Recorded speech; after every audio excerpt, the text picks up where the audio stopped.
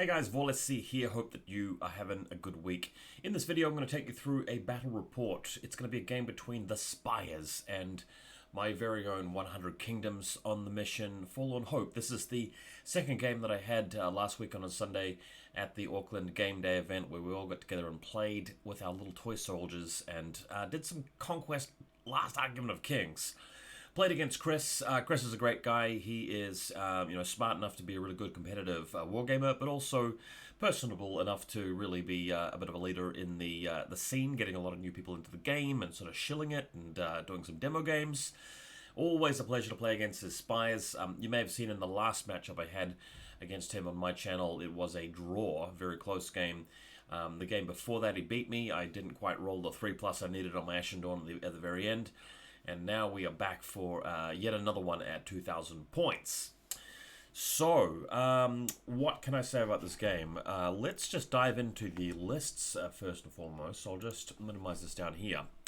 So, my game day list, you guys saw this in my last video against the Wadroon, where I've got the Imperial officer, very minimal stuff on him. He's got a gun just so he can keep up with these Ranger Corps. And of course, when they turn around with fluid formation and all of that, he can still keep firing it, apparently. I always like to use the double time because they can liquid formation and then just march 15 inches, getting them onto an objective or out of harm's way.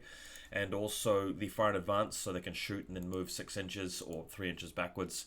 All about the mobility. That's what I love about this guy. Just 90 points, and he's got one of the best supremacy abilities in the game. Everybody gets rapid deployment like Vanguard if they're infantry. Amazing character, and yeah, 100 Kingdoms sort of crutches on this guy a bit hard.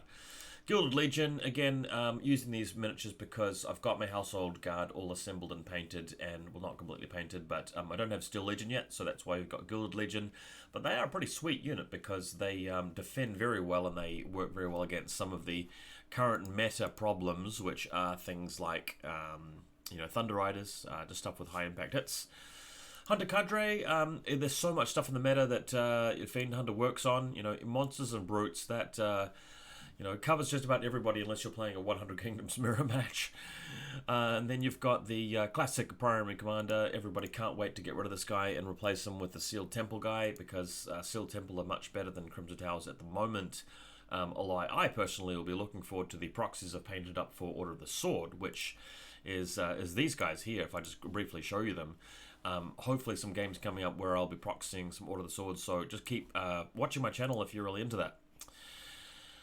Okay, Theist Priest with the Elysian Fragment and Militia, that's sort of like one of the staple things on my army list, and the Chapter Mage with her Kiss Farewell for a bit of shooting. She's kind of a bit of a gun battery inside the Men-at-Arms. I mean, if they're just going to be camping on an objective, great for her to shoot the gun and shoot the focused School of Fire. Focus being very, very good. Of course, only 15 points for re-rolling, a couple of fails every turn, giving you a couple more hits in a lot of cases. Now, more importantly, my opponent. So, he is running the Under Spire, which is a Pheromancer only faction ability, which gives a lot of your guys regeneration. So, Force-grown drones, Brute drones, Strix, Onslaught drones. The reason why he's picking this is because he's recently gone out and bought a whole bunch of extra Brute drones. So, because these guys have only just become legal with the regen under the Underspire, previously that rule didn't include the Brute drones, he's trying 2 units of 4. Now, I just want to sort of pause the list commentary and talk to you guys about regeneration. And for some people who are very inexperienced with tabletop wargaming and in particular Conquest, it may seem like regeneration is a bit too strong because, you're getting a whole stand worth of guys in some cases back every single turn. And, if you go back to it and you look at Force-grown drones, that they cost 30 points each. They're a cheap stand, but realistically, if you've got an ability which is adding a 30-point unit every single time they activate, it just seems a little bit out of hand. And of course, Brute drones, they've got 5 wounds, but they cost 50 points each. So if you're getting 4 wounds back from them, it's pretty crazy. Strix, 40 points each. So it just does seem a little bit overpowered. But the way that I want you guys to understand this is that when you think about strategy games, it's a mistake, it's a rookie error to think about what is the maximum potential that I could possibly get out of this little strategic piece here. If you're only thinking in terms of that, then you're not really sort of getting your evaluation of the game right. when it comes to advanced strategy games, we use something called expected value, which is, you know, how well would you expect something to perform in terms of, you know, your decisions over like 50 games or 100 games, because you're going to have some matches where your regeneration doesn't work at all. So what I mean by that is that if you have a unit of drones that gets charged and they all get wiped out before they can activate, regeneration does nothing, whereas an ability that gave them more defense or resolve would have helped. Additionally, regen doesn't work if you are broken. You can't heal when you're broken. So if you've got a unit of 4 guys and you lose 2 stands and they're broken and then they activate, the regen doesn't kick in. So I just want you guys to be aware of that. But despite all of that, it still is a reasonably good ability. What you kind of want to do is take a lot of units. So the Force-Grown Drones has got a unit of 10 of them. That makes it a lot easier to actually get through without getting broken and then bring them back. So he's got the Pheromancer to leave them. Quite importantly, you know, he's got the rerolls on the resolve checks, and he's resolve 3. And of course, their additional stands give them resolve 6 effectively. So that's a pretty strong unit for regen. With the Strix and the Brute Drones, they've just got to be so careful about not losing a couple of stands before they activate. Regeneration, very good against shooting, but in close combat, I find that with a small regiment, it's hard to get it to work. Now over here, High Clone Executor, he's got, you know, bound clones. These guys really are just to unlock the marksman clones. It's unfortunate that they aren't going to do very much this game, but if you look at the mainstay options for the High Clone Executor, it doesn't really have much there. So yeah, that I feel like is one of the weaknesses of this character, that you're sort of forced into picking something off this list. I think the list, if it's got something else you can make use of with one of these units, then that's a bit better. But then you look at its restricted options, and there's some real doozies here, like the marksman clones and the VCI are incredible, and of course the Desolation drones haven't come out yet, but they're pretty sweet. Let me just read what they do. Oh god, yeah. So they've got lethal demise, and they've got a bunch of close range shooting. What does reprocessing agents do? Into this room's barrage. Oh, they get -1 defense after you've shot them. Crazy. Anyway, I'm getting off topic. Let's move on to the game. So, as you can see, I have used the power of artificial intelligence and Midjourney to create some card art, which I've then put onto Photoshop and added some titles and printed them out and put them into MTG card sleeves. So you can see at the start of the game, these are my light regiments. I have the Militia on the left, Under Cadre mercenaries, and the Rangers, and I have a couple of characters joining those units. So at the start of the game, I decide to pick my Imperial officer as the unit that'll be coming on automatically. Then I roll for 3 regiments, needing 4s or less. I get 2 successes, and then we see this. So this is Forlorn Hope. So you've got the 2 circular zones on the left and the right, and then 2 destructible objectives in the middle. What I might do here is I might just open up my... where is it? My G ink, just so I can paint stuff. So yeah, this is going to let me paint stuff onto the thing. Right, so there's a big zone on your left, I think it is, and a smaller zone on your right, and it corresponds with your opponent as well. And you've got to destroy these, and you get a whole bunch of points. I think it's like 4 points for killing these objectives. So I quite like this army setup, because these guys have a medium character and these guys have a medium character. So if there's nothing else to contest, they can start scoring very early. And these guys are ideal for shooting these objectives in the middle. So really happy with that kind of setup. Going to turn 2 though, you can see the Mage is coming in last. And the plan here is to move up with the men-at-arms onto the board nearby to something that can be blasted, and then activate the Mage to shoot at it, and everything else is coming before that. You can see I've got the officer going first to waste time on my opponent. The mercenaries are just going to shoot an objective, then if everything else activates, and maybe I can bang something off with a fireball. So these guys just shooting the objective in front of him. He's bringing on his bound clothes on the extreme left-hand flank for him. The massive unit of Force-Grown Drones appears through the middle, and they are making their inexorable march towards my left-hand flank. Brute Drones coming on through the middle for him, and over here I've got my Rangers moving on to the objective to get some scoring done opposite the Force-Grown Drones. The other unit of Brute Drones is bearing down on the Militia, and one thing that's going to end up scaring him a fair bit is the the Elysian Fragment, which causes smite. So if I do get the jump on him, that's going to do a lot of damage. But we'll talk about that a little bit later. Over here, seeing no valid target really for the mage at this point, I'm bringing her in behind the rangers, and the plan here is to allow this unit to fight the force-grown drones, because that's going to keep them locked down for a while. With Bastion, I can afford to attack his drones, who are going to have lethal demise, and that's going to mean that I take minimal damage from the lethal demise. I will eventually lose this unit against his drones, because there's so many of them, but it may lock them in place for long enough that I can get my Crimson Tower Knights or something just useful to wipe them out later down the track. Here's Strix appearing and flying over top of the bound clones. You can see that Chris is having so much trouble actually putting them on their stands because the wings are so finicky that he's actually taken 3 of them off their stands and put them on a 4th stand. So he's got 3 drones, Strix I should say, per stand. Honestly, I love this unit. You know, you can almost hear... You can also imagine what they sound like just by looking at the sculpts. If I played Spires, I'd definitely get a unit of these. I don't know if the right way to use them is to rush them across the battlefield. I believe in my head that a unit like this is best to just stay at the back for a couple of turns and then use its incredible speed to move onto the battlefield after your opponent has brought all of their units on. So it makes it harder for them to respond to you. And then in the late game, you can move in and flank somebody, and that's when they're at their best. But if you just move in on turn 2, you're flying across the battlefield, your opponent can bring on a ranged unit or a spellcaster and blow them up, and that's just not really a great day for them.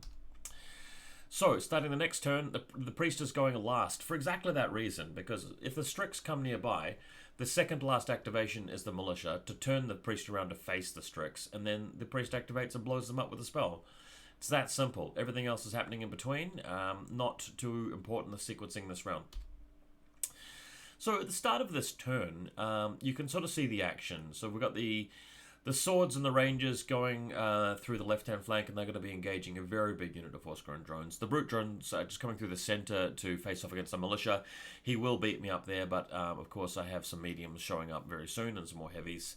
On the right-hand flank, he's deciding to sort of trying to outflank me there with the Strix, but of course I have reinforcement units that I can bring on. So, Baron clones move up behind the Strix, then his Centaurs come on the field. I was really happy to see the Centaurs activating this early, because it means that when my Gilded Legion show up, they can deploy opposite the Centaurs. This is the only unit in his army that does scary charge impact hits, other than maybe the brute drones, but this is definitely the biggest threat. So putting the Gilded Legion in front of these guys is going to hard counter them completely. It's going to be amazing. Can't wait to show you guys that. So with the brute drones not having that much they can do, they just charge this destructible objective. They are allowed to impact hits and then clash it to get 2 wounds on it. So you can basically do 1 wound per charge or clash, whereas heavies can do up to 2. So he will kill this next turn. Seeing that I'm up against 2 units of brute drones, and let's just double check the army list. As far as I recall, they don't really have a lot of cleave or anything. So impact 3, clash 2, there's no cleave, no brutal impact, which is why these Ashen Dawn will fare very well against them, because even if I take a charge from those guys, I'm on defense 4 with rerolls. I've got 6 wounds. I should actually survive most of their damage, and then when I attack him, the Ashen Dawn should wipe them out without them even getting regen in the first place. So, yes, it's going to be a bit one-sided as far as that's concerned. Over here, though, the drones are marching ever closer to me. They're going to be in combat very soon, so that's going to be a bit of a problem for the Rangers. They're going to need to get out of the way. Speaking of which, we use their free reform with Liquid Formation. They turn around completely, and then they march back behind the men-at-arms, and they're just chilling here. And this means that they miss a whole turn of shooting, and they're at the back, and they're not really impacting the game. But, you know, in terms of more advanced kind of strategy and tactics for Conquest: The Last Argument of Kings, this really is a better move for them, because, you know, we're playing a 10-round game. This is only turn 3, or turn 2. Surely it must be turn 3, because there's heavies on the field. And there's just so much more time to use them. And you've got a Warlord there who's worth points. You've got, you know, a medium character who can contest objectives later. There's no reason to just, you know, throw them away to a unit of force-grown drones. And hanging back will mean that the drones will get into combat later. These guys can turn around and actually start shooting into combat point blank and do a bit of damage. And really importantly, the shooting attack, the range attack, won't trigger lethal demise. That's just so crucial, because lethal demise is dangerous when you got like 10 stands of drones. When you shoot at them, it doesn't trigger it. And if you can get into the flank, get around their shields. So, I mean, there's a lot of reasons to really want to conserve this unit here. The brute drones just moving forward, but not coming within charge range of the priest. They are still worried about the priest. And I think this may be a really good time for me to sort of just take a step back and have a talk about it. So, my opponent for this game was worried that the militia would charge in with Blessed, effectively clash 3 once they're inspired, and they reroll. So 75% of their attacks will hit. They'll have 9 attacks in the front, plus another 9 attacks in the back from Relentless Drill. So you're talking 18 attacks, hitting maybe roughly 15 times. They'll all automatically wound, and then the resolve checks will wipe out the drone. So he has every right to be afraid of that attack. The reason why I didn't think he should be as worried is that it's actually quite a slow tempo play, meaning that you've got to activate the priest to set it up by casting Blessed and using the shard draw event, and then the militia do the payoff by activating. And between those two activations, you have a chance to use the brute drones to charge in, impact hits, clash, and just mow down most of the militia, break them. And then it's more like 9 attacks against the brute drones with only clash 2, and you're not even going to kill 1 stand, and then they're going to regenerate. So I feel like my opponent was just a little bit too afraid of them. Ultimately, there is the Ashen behind them as well, but you kind of want to throw your drones into the militia as soon as you can, in my opinion. Right, where do we get to? Okay, so the men-at-arms putting up Bastion and just moving in closer over here, and we just really want to lock them down at this point and stop them from moving, and that way I can deploy the rest of my heavy infantry and cavalry and get a game going around this. The Strix decide to pounce, and this is turn 3. They are just rushing in onto this hill. They are in the side arc of the militia, threatening a charge here, and this is what I was talking about before. Imagine if... Might actually help if I close this. Sorry, have I just been talking that whole time without actually showing you guys the play? Sorry about that. So we had the this picture over here. God, okay. So imagine if the Strix were just camped here on this hill for like 3 or 4 turns in a row. That means that they don't die, they don't impact any play, but you still have them. And then once your opponent's entire army is sort of preoccupied, then you fly across. And I can't really afford to sort of deal with them at this point, because all my units are sort of having a bit of showdown with other things. So we'll see about that in a minute. Over here, the Crimson Tower Knights come in behind these guys. The reason for this is that in the next turn, if I win the Supremacy roll, they can just charge straight into the drones and fight them. And if I lose, then they can just camp there for some time. They can reform, make a smaller block, and just charge to the left, just right past these guys, and sort of form up into combat and help them effectively, which is eventually what's going to happen. Okay, so the Hunter Cadre arrive on the battlefield, and they shoot at the Strix at effective range and mow down an entire stand. Of course, they can be regenerated back, but now there's fewer of them, so if I have anything else to activate this turn, there's that damage also. Over here, the priest moves around, and I've got a second photo of this just to show this a bit better. I moved the militia just enough, or reformed them, so that they do have line of sight to the Strix, while also keeping the brute drones in their front arc. So you can see there that the priest is able to get his Holy Fire spell off, and it does 2 hits per success, and of course causes resolve checks, and these Strix are quite low resolve. What was the resolve? Is it 2? What was it again? It's 1. That's awful. So, as you can appreciate, even a couple of hits is going to do mass damage. I actually spiked the roll and got like 4 or 5 successes, which wiped out the Strix entirely. So that's a bit embarrassing, but again, if there are a group of brute drones in the front of this unit at this point, or like right in front of them, the priest can't really afford to sort of make this play, and then you have a turn to regenerate the Strix. You can fly into the Hunter Cadre or behind them or elsewhere on the battlefield, and suddenly you're looking really good. Turn 4, I believe. So The militia are going absolutely last here, and that's because I can sense that my opponent is still worried about moving the brute drones in front of them. So to keep that fear alive, I've put them a dead last. Whereas the unit that's going first is actually going to be... I can't even remember what my own card art looks like at this point. I think that's the... what's one of the commanders or something like that. So anyway, it is... Oh, no, that's the men-at-arms which are going first, excuse me. So the force-grown drones charge into them, and the reason why I wanted the men-at-arms to go first is so that they could get Bastion up, but they didn't. So the drones charge in. They are Clash 1 with, obviously, Support 2 and Inspired. But I've learned to not really be afraid of this unit. I mean, its real strength is bogging you down for a long time, but if you have reasonable defense and resolve, you're not going to take that much damage. And another weakness that this big block has is that the Pheromancer has to lead it, and they don't have bodyguards. So as soon as you get a character that's capable of dueling, then they have to sort of constantly be broken as they decline the challenge. So we do lose a stand and take 3 wounds here on the men-at-arms. They do fight back and they cause themselves even more damage due to lethal demise, but not that much because of defense 4. And as you can see here, the Hunter Cadre have opened up on the... Well, the Strix are dead, so they're essentially moving up a little bit to deal with those bound clones.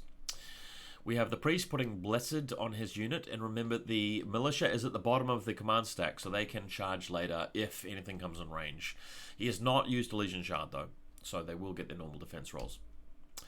The Centaurs moving a lot closer to me, and again this is perfect because we're about to move up in front of them with the Gilded Legion.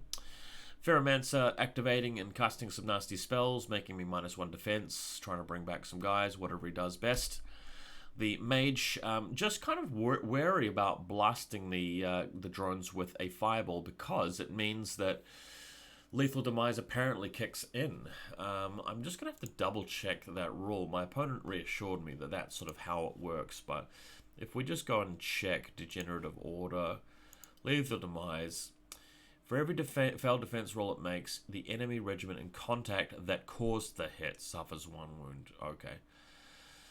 So technically, I mean, is the character a regiment? Because it doesn't say the character in contact with it, you know, takes hits. So that's a rules question for you guys. I assume that when she casts her fireballs onto the force-grown drones, I take lethal demise hits on the men-at-arms because she counts as a regiment, but I'm not 100% sure on that ruling. That's how we played it, though. Okay, so we got the Marksman clones in with the High Clone Executor moving through. At the time, we thought that he didn't have the Arcing Fire rule because Arcing Fire doesn't normally give the character, you know, that ability when he joins it. But the Marksman variant actually has that baked into the rules. So when you go down and you check Marksman variant, he actually gains the Barrage Arcing Fire rule, which is pretty sweet. Over here, the aforementioned Rangers are now turning around, and what they're able to do is they are able to just move left a little bit, and then there's a little bit of an angle there where I can get a couple of stands in, and this is now a good chance for me to start shooting at them because, again, they have lethal demise, but if the wounds have been caused by these guys, then I'm not going to suffer the hits onto the Swordsman. Avatar is showing up. Now this is the lighter version of the Avatar. It's not the Lineage Highborn who has like the superhuman supremacy where she gets like 3 different abilities. They have Cascading Degeneration, which gives them Aura of Death. I feel like that I've been playing Aura of Death wrong in my previous games against Spires because the rule says the regiment this character stand is currently attached to gains Aura of Death, meaning that she herself doesn't get it. Whereas previously I had thought that the whole unit is Aura 4, so that's actually kind of weakens that ability a little bit. I think that I've understood that right. But anyway, the rule that I'm normally afraid of is, of course, Pheromantic Override, which seems to be the meta, like everyone takes it. It costs 60 points though, so you wouldn't really take it in the Under Spires list, but under the Legacies of the Ark version you obviously would. But getting a free, you know, out of sequence Clash, Volley or March is just insane. That's just like a little bit bonkers to be. Over here, okay, so the Hunter Cadre shooting again at the bound clones up in front of them. We have the Brute Drones who have destroyed that objective, gained some points, they've chalked it up on the board, and they're moving forward. And lovingly here, the Gilded Legion just march. Because they have a vanguard, they can move so fast, they get up right in front of these centaurs. There's no room for the centaurs to wheel out of the way. They must fight the Gilded Legion, which is an awful result for these centaurs, because they will lose their impact hits, they'll lose shock, they'll lose inspired, and the Gilded Legion will just chop them down, which is just gold. Okay, so a standoff still. I've got my mercenaries shooting at these brute drones. They're regenerating the hits, but he is just, again, a little bit too afraid to march forward. The other reason for this this inaction is that he's got one unit of brute drones on top of an objective here, so as soon as he comes and attacks me, he's going to stop scoring, and I've got my priest just barely within range of that. There was one turn where he walked off of it purely for the sake of killing those Strix, but then they can just come back onto it, so I'm still able to score. So there's still a bit of a standoff here. On this side, it's the Crimson Tower Knights. They're not ready to get involved in the action yet, but as you can see, there's a bit of a gap onto the left of these guys here. So I'm thinking when he destroys this stand and this stand, I can reform my guys into like a square box like that and charge in through there, and that way I can form my unit up like that. And that will allow me to do impact hits on these guys and just hold them off for even longer. And with defense 4 on the Knights, they're not as concerned about lethal demise. So over here, the Mercenaries just moving up a little bit further forward, making a bit more space for the Ashen Dawn. We're just going to inch our way forward. The time is realistically on my side here. I've got more powerful units to show up on the board. Well, actually, everything's shown up by now, but point is that my opponent doesn't really have anything left to outflank me with, so it's just going to be fine to push forward a little bit further. Priest returning to his position where he can capture that console, and the brute drone's just refusing to advance. So this turn, again, I'm just following that same tactic. The Men-at-Arms going first to gain Bastion before they get clobbered. The Militia going last because I want to be able to attack the brute drones if they dare to move forward. And everything else in between that, just doing some fighting. You can see the Gilded Legion is the second card to activate because I'm feeling like it's not going to be worth them for him to activate the Centaurs first. They're going to get so little value. But if I can get the jump on the Centaurs anyway, that will at least spare the lives of a couple of Gilded Legion. So here's the battlefield after zooming out. You can even see a photo of my little notepad where we've completed turn 4. This is turn 5. I'm on 11 points. He is on something like 7 at this point. He's got 2 scenario plus 3 for the objective to blow up. So I am ahead. The game is a bit of a stalemate in the center, but I'm winning on the right-hand flank because those Cadre are going to wipe out his bound clones pretty handily. And on the left-hand flank, I've got the Gilded Legion about to totally cream those Centaurs. So I'm very happy for the middle of the table to just come to a grinding halt while I slowly envelop him. We do have the Marksman clones about to rain down a lot of death, but I'm not too concerned about that. They're not going to kill me that quickly, and his flanks are going to crumble. So here they go. They are shooting now at the Men-at-Arms, but later in the game they did divert their shots to the Gilded Legion. Just he found that was a little bit more of a threat. Speaking of which, the Gilded Legion charge in, and this is just glorious. They have the Drillmaster, so they are something like 16 attacks from the front, and with Relentless Drill, another 9 from the back. So with effectively Clash 4 and Cleave 1, they're just ripping these guys down. They leave this Centaur with like 1 stand. So he is broken. He then rallies and just hits me back for a couple of points of damage.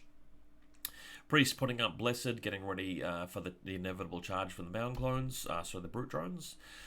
These guys getting really smashed at this point, just barely hanging on, and soon they will be destroyed completely. So just waiting for my chance to move in there with the Crimson Towers. And this basically is it. They get reduced to just that 1 command stand. So there is a bit of a hole opened up on the front of the unit. I've actually managed to reduce his number of stands to, it looks like 7, whereas he previously had 10. So it does give me the better opportunity to break them now with those Knights. Hunter Cadre moving up, they are shooting at point-blank range, and they're also very good in close combat. I am kind of annoyed that these plastic arrows break so easily, though. That's just absolutely painful, as you guys can see. I wish they were a little bit more sturdy and stable, but hey, they are very thin. The crossbows, again, just shooting at the brute drones. And the tactic here is to make sure that there's a distance of 8 inches from the front of the Ashen Dawn's base, you can see here, to the front of the mercenary space. And you're allowed to pre-mission that, because these guys move 7, and they can add d6 to their rolls. So they will automatically be in charge range if they're at least within 8. So if these guys charge in and wipe out this unit here, this unit is obviously much more valuable than this unit. The Ashen Dawn move in and crush them, and then it's just going to be a matter of the Ashen Dawn fighting against the Avatara. The Avatara do not have Pheromantic Override, they have Cascading Degeneration. It's going to be Aura of Death only. I found out recently you do not take resolve checks against Aura of Death. I'm pretty sure that the Order of the Ashen Dawn can survive that, and with Blessed they can also survive the actual clash action. But I tell you one thing, the Avatara will not survive a clash round from the Ashen Dawn. They are a bit too strong. Okay, so Hunter Cadre fighting against these Bound Clones. The Bound Clones do charge and do like 0 damage, and then the Hunter Cadre will knock them out. This is the point where he decides maybe it's not worth going after the Ashen Dawn with the Avatara, so they're just turning around, reforming, and just going over to the other side of the table. This is the point in the game where I really felt like I was going to win, because when I saw that, you know, his main sort of backup unit was being this indecisive, I felt like there wasn't really any part of the battlefield where I was losing. So this felt like the point where I'd sort of won a moral victory. So that was good. But we'll see how it plays out. So the brute drones charging into the mercenaries as we expected, and also wiping them out as we expected. These guys continuing to just shuffle left. So for the last couple of turns, they've been marching sideways at half speed. So they're going along like this, and they can get several stands shooting at these drones now. So the ultimate goal is to thin them out and wipe them out, and hopefully we can also do that with the Crimson Dawn. Crimson Tower, I should say. Now here comes the play. He charges in with his brute drones. And here's what's tricky about this. So he went in for the charge from here to here, and he's legally able to align it, so he's got all of the stands flush with my stands here. And as you can see, we've sneakily managed to overlap one of them on this side, which blocks the charge from the Ashen Dawn. So if the Ashen Dawn charge, they're going to knock out this unit. They cannot get to this unit at the back, and I can only get 2 stands in, because there's going to be one like stand there and one here. So he's very cleverly set up a play where I can't really get the proper charge off, and he can actually start attacking me. Hilariously though, Ashen Dawn are just so freaking forgiving. They're just so busted at this point that it's just not really going to matter. I mean, he's played a nice sort of setup here, but yeah, they are Ashen Dawn, so we'll come back to that. Crimson Towers charge in, they do a whole bunch of damage, and they have activated their feat, their supremacy ability, so I'll get rerolls on the armor. But after these guys are committed, remember these are incredibly weak units with only 4 wounds each, so there is that problem. But as you can see here, we've reduced them down to just 3 stands, so what he needs to do is he needs to rally them and get a lot of regen on them, which he does some of, but you can also see I've lost a unit, lost 1 stand already from that unit, so 1 knight has already, you know, kicked the bucket. Okay, so the Ashen Dawn move in. There's only 2 stands in contact with the brute drones. It kind of looks like only 1, but it is actually 2, and they wipe them out. It only takes 2. And one of the reasons why they get wiped out here is because on the charge, all 3 of them do impact hits, and then even with the 2 attacking, that is still... Okay, so with the leader having 7, and then the other 6 is 13, plus the support, that's 14 attacks. Almost all of them hit. They are with cleave 2, and then this resolves. And if he loses 3 stands here, well, that means 2 of them means he's broken, and then with the last stand, you're losing half of your remaining stands, so technically you are shattered.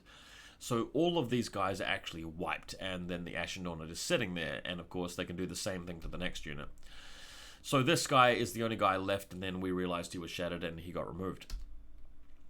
So then what I do is, rather than charging that unit up front there, I just simply move in the way, because I felt like This would mean that if I win the roll at the start of the next turn, the Ashen Dawn could just charge and wipe him out, but if I lose it, then he has to attack the Militia and not really do much damage to them. Well, not quite wipe them out, and then the Ashen Dawn just charge them in the flank. So yeah, it's pretty cruel at this point. So you can see here I've got the Crimson Tower going first, then the Ashen Dawn Militia coming last. The Crimson Tower are just really trying to do more damage to those Force-grown drones before they get wiped out. So you can see here that I'm desperately trying to flail against them, but this is a situation where regeneration actually is good. He is bringing back a bunch of stands. He's using the Pheromancer's ability, and I'm taking even more lethal demise hits, and the Knights are just crumbling here. So things getting out of hand, and that's what this group of Force-grown drones is designed to do. They're meant to suck you in and then just sort of spit you out with a lot of lethal demise and regenerating the guys back. It's a really evil kind of unit, but don't lose hope. They do have a weakness, you know. The challenges are also important. Like in this situation, the Priory commander can continuously challenge the Pheromancer, who has to decline or die, and it keeps breaking his unit. And if they start the turn broken, they can't regen. So that's sort of the way to do it. Alright, so the men-at-arms have been destroyed now. The marksman clones sort of helped out with that, and that is meant that the mage is also gone. There is a empty space in front of the unit, which I can also use with my archers now, so the rangers can start shooting at them. But of course, I've got one Crimson Tower guy on 2 wounds left, and once he dies, the character dies with the unit, so things not going great. Over here, his marksman clones are turning their attention to the Gilded Legion. So Gilded Legion now taking a bunch of shots there, and it's a withering hail of firepower with these guys, especially since they don't really have to use arcing fire. They can just aim and volley, given that open area. So of course we have the Ashen Dawn charging in and just completely wiping out the brute drones. You can sort of see how regeneration not particularly effective in this type of scenario where it actually is with the Force-grown drones. So that's why I feel like the Under Spire's sub-faction just isn't really quite it at the moment. The Spires players typically play the Legacies of the Arc sub-faction with the Lineage Highborn because it's just a bit more abusive. You can take a large unit of Avatara or Incarnate Sentinels and have the Highborn lead those, and that's just a bit more effective at competitive play. Gilded Legion having a bit of trouble now because they are fighting off the Centaur, but they're also taking a lot of shots on the Marksman clones, but they do eventually kill the Centaur. So they are reforming into a little tight bundle here so that they can charge the flank of those Force-grown drones, which should do the damage. It means that if I get in there, they've got Cleave 1, the Force-grown drones lose their shields, they have to re-roll successful resolve checks, so that should be the ticket. I will be going through the forest, but as long as I can make it into combat, we should be okay. The Pheromancer now putting out her evil spell onto my guys, -1 defense or whatever it does, and yeah, just causing all sorts of problems. I am able to keep them in check a little bit though, because the Imperial officer can reform these guys up and they can march around, they can start shooting at the Force-grown drones, helping to keep their numbers in check. So then we have the Avatara. Remember how they reformed and moved away? Well, they changed their mind. They're reforming and coming back now. So there's a big blob of like 4 Avatara plus the Highborn ready to deal with the Ashen Dawn. Notice how the Ashen Dawn have wiped out 2 units of brutes by themselves without breaking a sweat. How do you think that they will go against the Avatara? Yeah, probably not too surprising that Ashen Dawn actually still favored here. Priory Commander activating, trying to duel the Pheromancer, who obviously doesn't want to do that, but obviously, you know, there's a decline there and it can just stay out of combat. The Hunter Cadre are moving all the way around the flank. They're a little bit too far away at this point, but eventually they will get in range and eventually they'll be able to shoot at the Avatara. And they have Fiend Hunter, so that should be easy.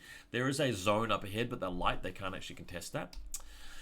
The Priest can, though. So the Priest is sort of moving around, and he's still, you know, capturing my home base objective, but theoretically I could move over there and grab his one as well, or do that with the Ashen Dawn. And if I can ever get to a point where I'm capturing 3 at once, that's when the real money is made. Like, all the points sort of get bonused. So at the end of this round, you can sort of see that it is a win for 100 Kingdoms, effectively, because I've managed to hold his Force-grown drones in the center for a really long time. And I have, you know, this right-hand flank, which completely belongs to me, and it's going to be a matter of Ashen Dawn versus Avatara. But you can sort of see what's happened here is that just in case the Avatar have a really good run of luck, if they charge in through there, the Priest activates Elysian Shard, charges in the flank with the Militia and Blessed, and it will just completely crush them. But I don't even think that's needed. As soon as they go in there against the Knights, Ashen Dawn, they will actually lose. So for that reason, Ashen Dawn just going last so they get at least a clash action. And the Gilded Legion going first so they can hopefully outrun the archers and get into close combat. So over here, the Force-Grown drones are activating and they are finishing off these knights. So the knights unfortunately die. Actually, they die next turn, I should say. And then the Gilded Legion charge, needing like a 2+, they roll a 1, and then they roll another 1 with the Standard Bearer. So it's the first time in my little short history as a Conquest Last Argument player, but it's finally happened to me. The double 1 on the charge, needing a 2+, and they've both failed. And this really hurts because now he can keep shooting me, I'll get shattered again or broken, and the Force-Grown drones can regenerate. So there they are. They're being shot now. They've gone through the forest. The marksman drones light them up, and it's bad news. Over here, the Crimson Tower is trying to do a bit more damage, but I've only got 2 wounds left, and if I cause any more damage, that lethal demise is going to be reflected.